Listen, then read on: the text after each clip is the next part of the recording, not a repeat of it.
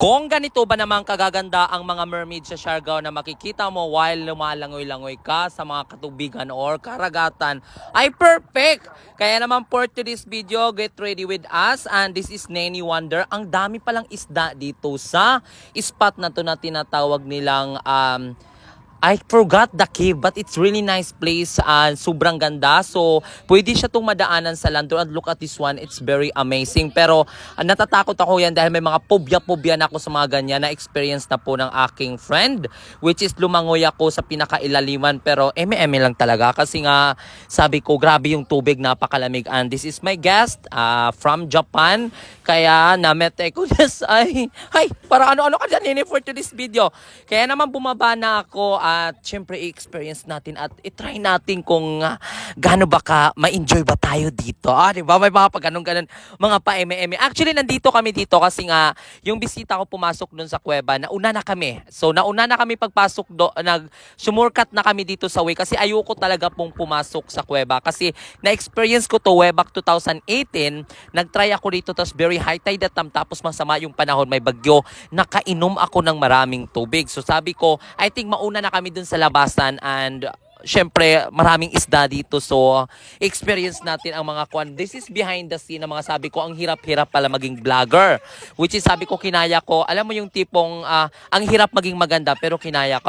Pero ano kayo for this video, eme kayo dyan. So anyway, sobrang madulas talaga yung tubig kasi yung tubig, yung mga bato, so we need to careful. At that time hindi pa ako naligo, so syempre umere na tayo, parang ano kayo dyan. Syempre isisiri na natin, lagapak, pak, may ganon. Pero nasugatan ako that time kasi nga yung mga bato, it's kind of sharp siya, which is hindi ko rin kinaya kasi parang my back, I endured my back, sobrang lamig. So, which is sabi ko ang tagal-tagal mga bisita ko. Syempre nandito hindi magpapatalo ang ating kumare na si Aura.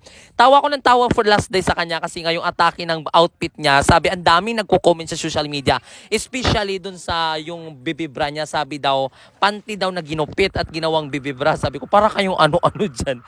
Ganun talagang aking madam. Alam mo yung atake ni Aura, yung namatayan ng foreigner na asawa na umuwi ng Pilipinas at dito napadpad siya Siargao para ubusin ang kayamanan. Diba?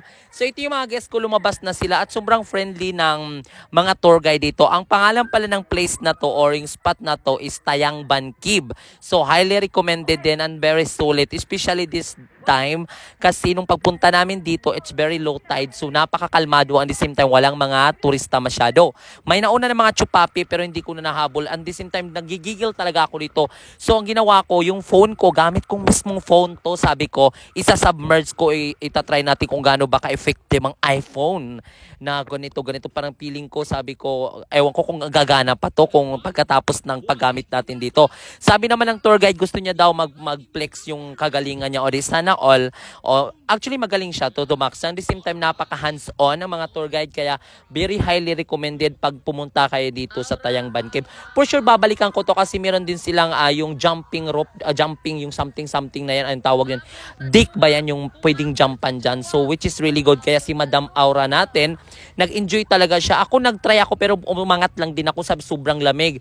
Pero ang ating chupapi na bisita, Nick, baka naman, char. So yun, sila ay parang Japan talaga. Sabi ko, okay, gagawa ako ng video today para naman makita nyo kung gaano ka pag alis nyo or meron tayong makikitang souvenir, magkasama tayo sa tour na binook nyo sa akin. But anyone, thank you so much for choosing Ma'am and Sir, especially for trusting me na maging tour guide nyo dito sa Siargao. Very napapasalamat ako kasi everyone sa hindi po talaga nakakalam, tour guide po talaga ako, and extra ko po yung pagbablog kasi vlog is my passion and I love do vlogging talaga para i-share kung gaano kaganda yung hometown ko Siargao, at very sulit siya puntahan dahil no regrets pag pumunta ka dito.